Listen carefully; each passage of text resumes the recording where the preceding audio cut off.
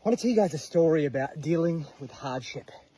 I'm going to tell you this story while I'm hiking a mountain called the Pyramid as I recover from a tibial stress fracture. So I know a couple of things about hardship. Now, hardship is going to be everywhere in your life and in your business.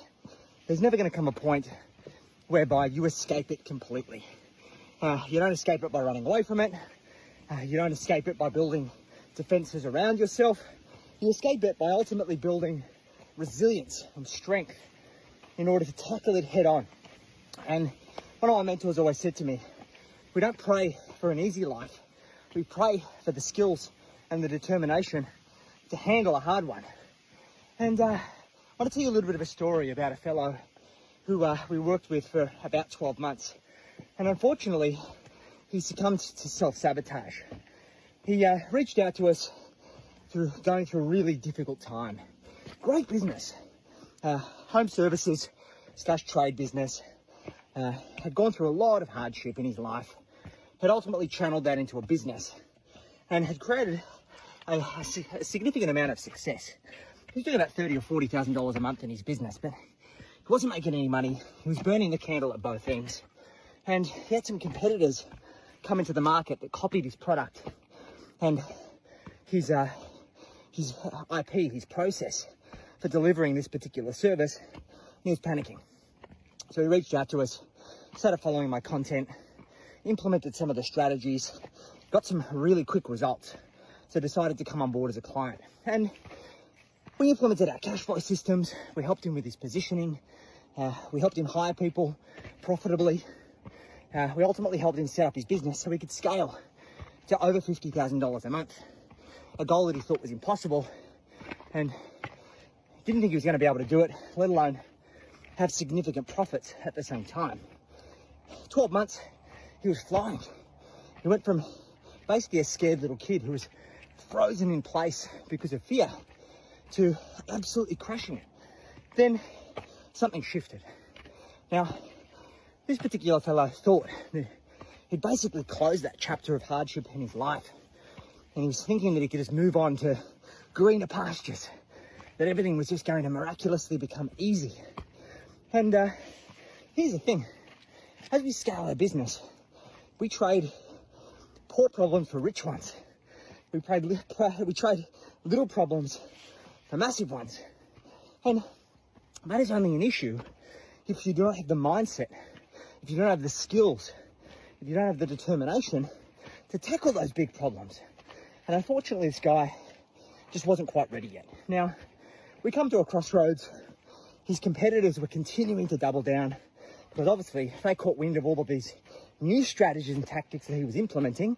And if they'd copied him before, they're only going to copy him again. So the key to that strategy is staying ahead of the 8 ball. Unfortunately, he didn't have the mindset to do it. And he started retreating back to his past positions of comfort, which was being scared, being paralyzed. G'day, fellas. And throwing his time, energy, and bandwidth at his problems as opposed to developing a strategy to continue to stay ahead of the competition. Worse yet, he turned off all of his marketing, all of his ads that were converting at significant ROI, and he got rid of all of his team. He called it battening down the hatches. Batten down the hatches he did. And unfortunately, his business went back to where it was previously. And even though he cut all those expenses, he started burning cash again. Now, we were happy to help him reinstall the systems, get back to where he was. But he decided that it wasn't the right time and he was going to wait and see what happened. Breaks my heart because I really like this guy. Beautiful soul, deserves all of the success in the world. But until such a time as you align your identity with the identity of someone being successful, of someone being able to persevere through hardship, of being able to outpace your competitors, of being able to fall over, dust yourself off, get back up and get back at it. And the reality is we can't want success more than you do. And until such a time as he's ready to make those moves, the reality of his situation is going to remain unchanged. So the point of this story is that I've gone through my own hardship in business and in life. Nothing's easy, nor do I want it to be. Imagine your entire life being an absolute armchair ride. No hardship, no stress, no uncertainty. Everything would become numb, wouldn't it? Even when you think about when you achieve a particular goal, how long do you marinate in the feeling of that success, of the glory of your achievement? Not very long, right? And when you really think about it, in the moment, the hardship fucking sucks. But when you look back, I can speak from first-hand experience that those hardships, those lessons, become some of my most significant and best memories, because it creates contrast to when you do finally win, what the effort and energy that you put into achieving it. It really means something. So this is not to say to create hardship for yourself if you can avoid it, but just don't proceed with the false expectation that there's never going to be any, because you will ultimately pay the biggest price for certainty. So as I continue my recovery hike and I continue to prepare for one of the biggest hardships, this is something that I'm putting myself through.